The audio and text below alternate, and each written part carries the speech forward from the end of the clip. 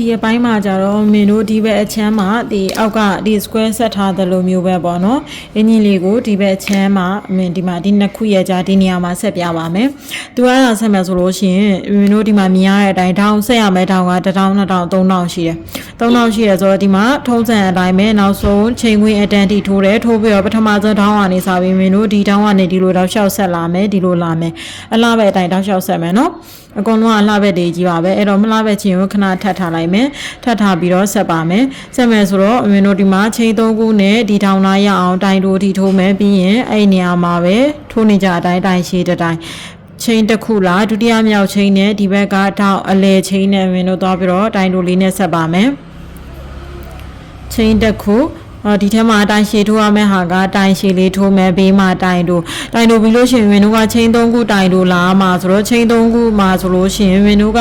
ဒါကကြုံလို့ပြောပြပါတော့ square ရေးဆက်မယ်ဆိုလို့ရှိရင်ချိန်3ခုတို့ချိန်5ခုတို့လာများတယ်3ခုဖြစ်ဖြစ်5ခုဖြစ်ဖြစ်အလဲဆုံးမြောက်ချိန်ကဟိုဘက်ကျန်တဲ့တစ်ချက်မှာသွားပြီးတော့ဆက်ရပါတယ်နော်ချိန်3ခုဆိုလို့ရှိရင်ဒုတိယမြောက်ချိန်ကဆက်မယ်ချိန်5ခုခွင်းနဲ့ဆက်မယ်ဆိုလို့ရှိရင်3ခုမြောက်အလဲဖြစ်တဲ့3ခုမြောက်ချိန်ကကျန်တဲ့ဒီ square တစ်ခုမှာသွားဆက်ရပါမယ်အဲ့တော့ဒီမှာချိန်3ခုဆိုလို့ရှင်ဝင်တို့ကချင်းတစ်ခုကိုထိုးလိုက်တယ်ကျန်တဲ့ဒုတိယမြောက်ချင်းကိုကြတော့ဒီဘက်က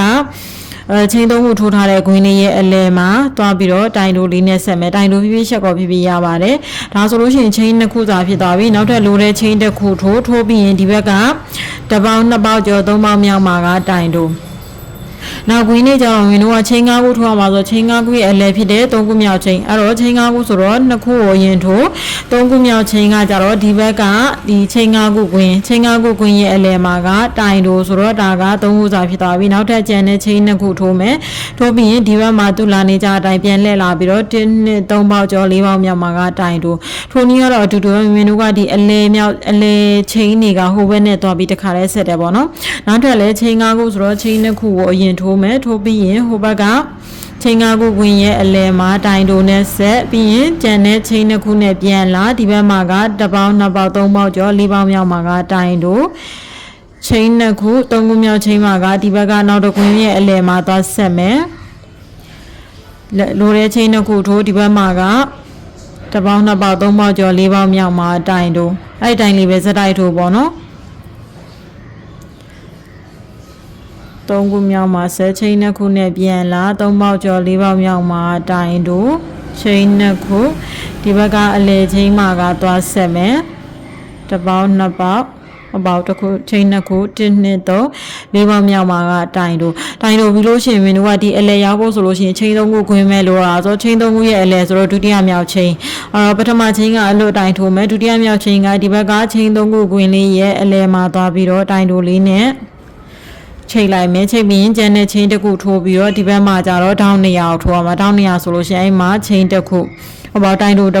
ပြီးလို့ရှိရင်တိုင်ရှည်တိုင်ကပုံမှန်ထိုးနေကြတိုင်ထိုးမယ်အဲ့တော့ဒီဒေါင်းနဲ့ဆက်ရမှာဆိုတော့မင်းတို့ကချိန်တစ်ခုရင်ထိုးပြီးတော့ဒုတိယမြောက်ချိန်ကိုကြတော့ဒီမှာဒီဒေါင်းဆက်ထားတဲ့နေရာမှာတိုင်တို့ပြီးရင်လိုတဲ့ချိန်တစ်ခုထိုးပြီးတော့ဒီဘက်မှာကထိုးနေကြအတိုင်းဒေါင်းထဲမှာတိုင်ရှည်တိုင်တို့တိုင်ဟောဒီကြီးထိုးပြီးပြီဆိုလို့ရှိရင်မင်းပြမယ်နော်ဒါဆိုလို့ရှိရင်ဒီမှာဒီဘက်တစ်ချမ်းဒီဘက်တနာဆက်ပြီးသွားပါပြီဒီလိုပုံစံလေးရမယ်နော်ဒီချမ်းနဲ့တနာကိုလည်းအဲ့လိုမျိုးဒီ square နဲ့လာဆက်မှာဆိုတော့မင်းတို့အဲ့ဒါလေးဆက်ထိုးပါမယ်အခုကျန်တဲ့တနာမှာဆိုလို့ရှိရင်လည်းမင်းတို့ကဒီမှာတိုင်တိုထိထိုးပြီးသွားပြီဆိုလို့ရှိရင်ချိန်3ခုလာမှာဆိုတော့ချိန်1ခုအရင်ထိုးပြီးရင်ဒီဘက်က3ခုမြောက်3ခုချိန်ရဲ့အလဲချိန်မှာကတိုင်တိုပြီးကျန်တဲ့ချိန်1ခုနဲ့ဒီဘက် square ကိုပြန်လှည့်လာမယ်အဲ့တော့မင်းတို့ကဆက်မဲ့ square နှစ်ခုကိုဒီမှာမလားပဲချင်းလေးဒီလိုလေးထပ်ထားလိုက်နော်အဲ့ဆိုမလွယ်တော့ချိန်1ခုနဲ့ပြန်လှည့်လာပြီး1ပေါင်း2ပေါက်ကျော်3ပေါက်မြောက်မှာကတိုင်တို့ကျန်တာကချိန်5ခုခွင်းဆိုတော့ချိန်2ခုကိုအရင်ထိုး3ခုမြောက်ချိန်ကဟိုဘက်ခွင်းမှာကတိုင်တို့နဲ့သွားဆက်မယ်4ခုနဲ့5ခုမြောက်ချိန်ကိုပြန်ထိုးလာပြီးတော့1 2 3 4ပေါက်မြောက်မှာကတိုင်တို့ချိန်2ခုပြီးရင်ဟိုဘက်က3ခုမြောက်ချိန်မှာတိုင်တို့ချိန်2ခုနဲ့ဒီဘက်ပြန်လာအဓိကတော့အလဲချိန်နဲ့ဟိုဘက်မှာသွားဆက်တာပေါ့နော်1ပေါက်2ပေါက်3ပေါက်4ပေါက်မြောက်မှာကတိုင်တို့ချိန်2ခုဟိုဘက်ရဲ့အလဲချိန်မှာကတိုင်တို့ချိန်2ခုဒီဘက်ကိုပြန်လာ3ပေါက်ကျော်4ပေါက်မြောက်မှာကတိုင်တို့ဒါက background square ဆက်သုံးလို့ရတဲ့နည်းပေါ့နော် စနီးကတော့လက်နဲ့လက်ချုပ်အပ်နဲ့လိုက်တာရောစနီးကအမျိုးမျိုးရှိပါတယ်3 4အဲ့လိုမျိုးပဲမျက်နှာချင်းဆိုင်သူကခွင်လေးတွေရဲ့အလဲမှာတွားချိတ်ပါမယ်အခုမင်းတို့ဒါဆိုလို့ရှိရင်နောက်ဆုံးကချိန်3ခုထိုးရမယ့်နေရာရောက်လာပြီဒီမှာတောင်းမရောက်ခွင့်ချိန်3ခုနေရာဆိုတော့ချိန်တစ်ခုအရင်ထိုးဒုတိယမြောက်ချိန်ကဟိုဘက်3ခုခွင်းရဲ့ဒုတိယမြောက်ချိန်မှာသွားဆက်မယ်ပြီးရင်ကျန်တဲ့ချိန်တစ်ခုနဲ့ဒီဘက်ကထောင်နဲ့ရောက်လာပြီဆိုတော့တိုင်တို့တိုင်းပြီးရင်ထိုးနေကြတိုင်းရှည်တိုင်းဒီမှာဆိုလို့ရှိရင်လည်းအလဲချိန်3ခုနေရာမှာချိန်တစ်ခုအရင်ထိုး3ခုဒုတိယမြောက်ချိန်နဲ့ဒီဘက်ထောင်ကဒုတိယမြောက်ချိန်မှာတိုင်တို့နဲ့သွားဆက်မယ်ကျန်တဲ့လိုတဲ့ချိန်တစ်ခုထိုးပြီးတော့တိုင်းရှည်တိုင်းပြီးရင်တိုင်းတို့ဒီဘက်တနားမှာကြတော့မင်းတို့ကဆက်ပြီးတော့တွဲစရာမရှိတော့ဘူးနော်မားမဆိုရင်လိုလေးပြင်မယ်ဖြန့်ကြည့်ပါအဲ့တော့မင်းတို့ကဒီကနေဒီထိတွဲလာတယ်ပြီးရင်ဒီကနေဒီကိုပြန်တွဲလာတယ်ဒီရောက်ဖက်မှာကြတော့လက်ရှိတွဲစရာအနာမရှိသေးဘူးဆိုတော့ဒီရောက်ကတော့ပုံမှန်ထိုးနေကြတိုင်းပတ်လက်ထိုးလာပြီးတော့ဒီမှာချီအဆုံးသက်လိုက်ပါအဲ့လိုမျိုးလေးဒီဘက်မှာလည်းမင်းတစ်ချမ်းတွဲထားတယ်ဒီမှာတပွင့်နော်အဲ့လိုလေးတွဲပြီးလို့ရှိရင်ခြေအဆုံးသက်ထားလိုက်ပါကျန်တဲ့ဆက်တွဲရမယ့်ဟာပြပါမယ်အခုဒီအပိုင်းမှာကြောင့်မင်းတို့ဘာထိုးမလဲဆိုတော့ဒီမှာနော်မင်းဒီအလဲကဒီ granny square ဆက်တာထိတင်ပြီးသွားပြီဆိုလို့ရှိရင်မင်းတို့ဒီမှာ granny square ရဲ့တစ်ချမ်းသူအစားပိုင်းတော့ဒီလိုမညီမညာလေးဖြစ်နေလိမ့်မယ်ပြီးရင်မင်းတို့အနာသက်လာမှာပေါ့နော် granny square ရဲ့တစ်ချမ်းစာလေးဒီလိုမျိုးနှစ်ခုဒီမှာမြေတစ်ချမ်းမှာဒီလိုမျိုး granny square တစ်ဝက်စာလေးနှစ်ခုတွဲထားတယ်အဲ့လိုတွဲဖို့အတွက်နီကိုဒီနောက်တစ်ချမ်းအတွက်နမူနာပြရမယ်ဒီဘက်ချမ်းမှာတော့မင်းရှေ့ပိုင်းမှာတင်ထားတဲ့ granny square ဒီအလဲ square ဒီဆက်တဲ့အထိပဲပါသေးရယ်နော်အဲ့တော့တစ်ချမ်းထိုးရလေးလာမယ်ထိုးပြီးတွဲတာလေးလာမယ်ဒီတွဲတဲ့အချိန်မှာအပိုင်းမှာဗာလေးပါမလဲဆိုတော့မင်းတို့ကဒီမှာ square လေးကပုံမှန်ထိုးနေတဲ့အတိုင်းတော့ပတ်လဲထိုးရင်ဒါလေးကမှတ်လာဘက်ကနေတို့အလိုက်တင်တွဲရမှာဖြစ်သွားမှာဒါပေမဲ့မင်းအဲ့ဒါအကုန်လုံးအလှပဲရအောင်လို့တွဲနည်းလေးမှာနည်းနည်းပြန်လှည့်ပြီးတော့တွဲထားလေးရှိရပေါ့အဲ့လေးလည်းတခြားလေးပြောပေးပါမယ်သူကဒီလိုမျိုးတစ်ချမ်းစာမှာဆိုလို့ရှိရင်ဒီအလဲ square ရဲ့ဟိုဘက်နားနဲ့ဒီဘက်နားမှာဒီလိုတစ်ချမ်းလေးဒီဘက်မှာတစ်ခုဒီဘက်မှာတစ်ခုလာတွဲရမှာလေးရှိပါမယ်အခုမင်းတို့ granny square တစ်ချမ်းလေးစထိုးမယ်ပေါ့နော်ဒီမှာထိုးတဲ့အချိန်မှာလည်းပုံမှန်ထိုးနေကြတိုင်းပဲဒီချိန်5ခုခွင်းလေးရင်လုံးမယ်1 2 3 4 5ချိန်5ခုနဲ့ပထမခွင်းထဲမှာပဲမင်းတို့ရှက်ကော်နဲ့ဆက်လိုက်မယ်ဒါခွင်းလေးရပြီခွင်းလေးရပြီဆိုလို့ရှိရင်ချိန်တစ်ခုနဲ့ပုံမှန်ထိုးနေကြအတိုင်းပဲဒီထဲမှာတိုင်တူလေးထိုးမယ်ဒါပေမဲ့မင်းတို့ကအခု square ရဲ့တစ်ဝက်စာပဲဆိုတော့တိုင်တူကို5ခုပဲထိုးပါမယ်5ခုရေးသွားပါနော်1ခု2ခု3ခု4ခု5ခုသူကပတ်လဲတစ်ချမ်းပတ်လဲမထိုးဘဲနဲ့တစ်ချမ်းပဲထိုးမှာဆိုတော့5ခုပဲဒီပထမမှာရှက်ကော်နဲ့လာဆက်ဆရာမလို့ပြီးရင် row 2 တက်မယ် row 2 တက်မယ်ဆိုတော့ဒီတစ်ချမ်းလေးမှာကျတော့မင်းတို့ကရှေ့ granny square မှာကျတော့တိုင်ရှည်တက်ရင်မင်းနည်းနည်းတိုင်လေးလောက်အောင်ဆိုပြီးတော့တမျိုးလေးတက်ခဲ့တာရှိတယ်ဒီမှာတော့သူရဲ့ငကိုရှေ့ရိုးဆွဲပတ်တဲ့အတိုင်းတိုင်ရှည်တိုင်းသာချိန်3ခုတက်ပါမယ်တိုင်းရှည်တိုင်းဆုံးမဲ့ဆိုချိန်3ခုနဲ့ပဲတက်မယ်တက်ပြီးလို့ရှိရင်ပြန်လက်ပြီးတော့ပထမပေါက်မှာပဲတိုင်းရှည်တိုင်းထိုးမယ်ဒါပေမဲ့လို့မူရင်းပတ်တက်မှာအတိုင်းပဲတိုင်းလိုတက်တိုင်းကိုတိုင်းရှည်2တိုင်းထိုးတာနဲ့အတူတူပဲချိန်3ခုကတစ်တိုင်းနောက်ထပ်တစ်တိုင်းအဲ့တော့နောက်တစ်ပေါက်မှာဆိုလို့ရှိရင်လည်းတစ်ပေါက်ထဲမှာတိုင်းရှည်2တိုင်းထိုးမယ်အဲ့တော့မြင်လို့ကတိုင်းတစ်ခုက5ခုထိုးခဲ့တာဆိုတော့တိုင်းရှည်ကစုစုပေါင်း10တိုင်းရှိရမယ်နော်ဒီမှာ3ပေါက်မြောက်မှာဆိုလို့ရှိရင်လည်းတိုင်းရှည်2တိုင်းဆိုတော့ဒါစုစုပေါင်း6တိုင်း4ပေါက်မြောက်မှာလည်းတိုင်းရှင်း2တိုင်းထိုးမယ်ဆို8တိုင်းနောက်ဆုံးပေါက်မှာလည်းတိုင်းရှင်း2တိုင်းထိုးမယ်ဆိုတော့10တိုင်းရှိပါပြီဒီထိရပြီဆိုလို့ရှိရင်မင်းတို့နောက်တစ်တန်းတက်မှာဆိုတော့တစ်ဝက်စာပဲထိုးပြီးပြန်လှည့်ပါမယ်နောက်တစ်တန်းတက်မဲ့အချိန်မှာလည်းတိုင်းရှည်တိုင်းသွားချိန်3ခုပဲထိုးမယ်ပြန်လှည့်ပြီးတော့ဂျာမှာချိန်တစ်ခုချဖို့ဆိုတော့ချိန်တစ်ခုထိုးမယ်တိုတယ်ချိန်က4ခုဖြစ်သွားမယ်နောက်တစ်တိုင်းဒီမှာလည်းတိုင်းရှည်ကိုတစ်ပေါက်တစ်တိုင်းထိုးမယ်တိုင်းရှည်တစ်တိုင်းချိန်တစ်ခုတိုင်းရှည်တိုင်းချိန်တစ်ခုတိုင်းရှည်တိုင်းအဲ့တော့ဒီချိန်3ခုတိုင်းမှာရေးလို့ရှိရင်မင်းတို့ကအောက်မှာ10တိုင်းရှိကြတာဆိုတော့အပေါ်မှာလည်း10တိုင်းရှိရပါမယ်1 2 3 4 4တိုင်းချိန်တစ်ခု5တိုင်းချိန်တစ်ခု6တိုင်းချိန်တစ်ခု9တိုင်းချိန်တစ်ခု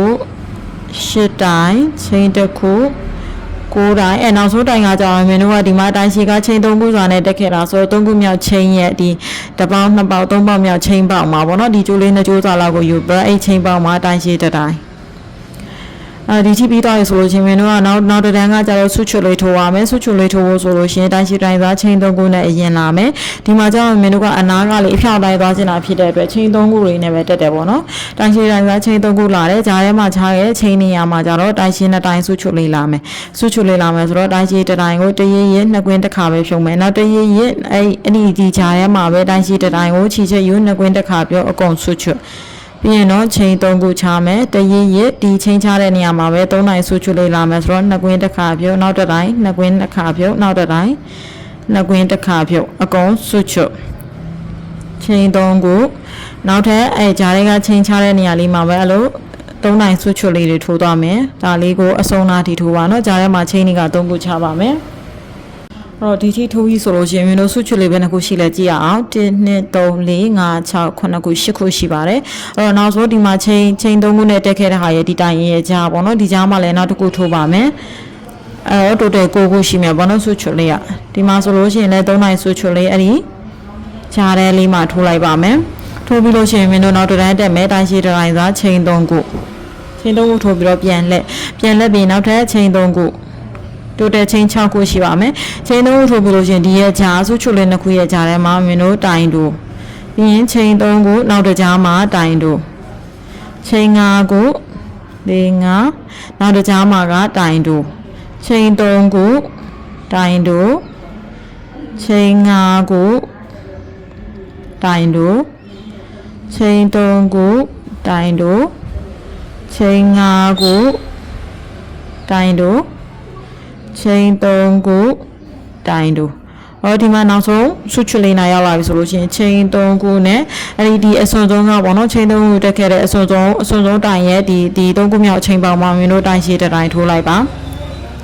ဒါလေးတစ်ချက်ပြန်ပြောပါနော်ပထမဆုံးချိန်3ခုတက်တယ်ပြီးရင်နောက်ထပ်ချိန်3ခုထိုးပြီးပထမကြားမှာအတိုင်းတို့ပြီးရင်ချိန်3ခုတကွင်းလာမယ်ချိန်5ခုတကွင်းလာမယ်ချိန်3ခုကွင်းချိန်5ခုကွင်းချိန်3ခုကွင်းချိန်5ခုကွင်းချိန်3ခုကွင်းနောက်ဆုံးမှာဆိုလို့ရှိရင်ချိန်3ခုတက်ပြီးတော့တိုင်ရှည်လေးထိုးလိုက်တယ်တိုင်ရှည်လေးထိုးပြီးမင်းတို့နောက်တစ်တိုင်းတက်မယ်ဆိုလို့ရှိရင်လည်းတိုင်ရှည်တိုင်းသာချိန်3ခုပြန်လှည့်နောက်ထပ်ချိန်3ခုလာမယ်လာပြီးလို့ရှိရင်မင်းတို့အဲ့ထက်မှာကျတော့တိုင်ရှည်တိုင်းထိုးပါတော့မယ်တရရပြီးတော့ဒီပထမဒီကွင်းထဲမှာကတိုင်ရှည်3တိုင်ထိုးပါတစ်တိုင်နှစ်တိုင်3တိုင်မင်းကတော့အထက်ကြီးကြီးလေးရကျွန်တော်အဲ့ချက်ကိုဖွားလေးပဲ3ထားရနော်3တိုင်ထိုးပြီးလို့ရှိရင်ဒီကချိန်3ခုခွင်းရဲ့အလဲမှာကတိုင်ထိုးပြီးချိန်5ခုခွင်းထဲမှာကပုံမှန် square ထိုးတော့ထိုးခဲ့တဲ့အတိုင်းတိုင်ရှည်9တိုင်ထိုးပါ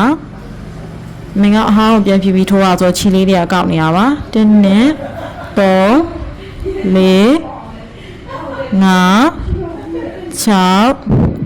5 6 ခုပြီးလို့ရှိရင်ဘေးက3ခုခွင်းထဲမှာကတိုင်တို့ပြီးရင်ဒီ5ခုခွင်းထဲမှာက3တိုင်ချိန်5ခု3တိုင်ထိုးပါမယ်2တိုင်3တိုင်1 2 3 4 5အဲ့ဒီခွင်းထဲမှာပဲ3တိုင်ဒါကပုံမှန် square မှာထိုးခဲ့တာနဲ့တူတယ်နော်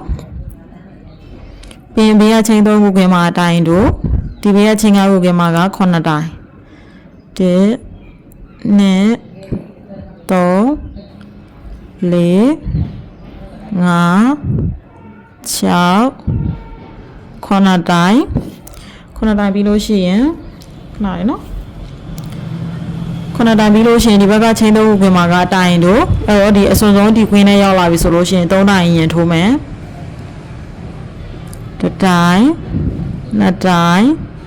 3တိုင်ပြီးရင်ချိန်3ခုလာပြီးတရက်တိုင်ကိုမင်းတို့ဒီအောက်ကနေ1ပေါင်း2ပေါင်း3ပေါင်းမြောက်ချိန်ပေါင်းမှာတရက်တိုင်လေးထိုးလိုက်ပါဒါဆိုလို့ရှိရင်ဒီအတန်းထိပြီးပါပြီ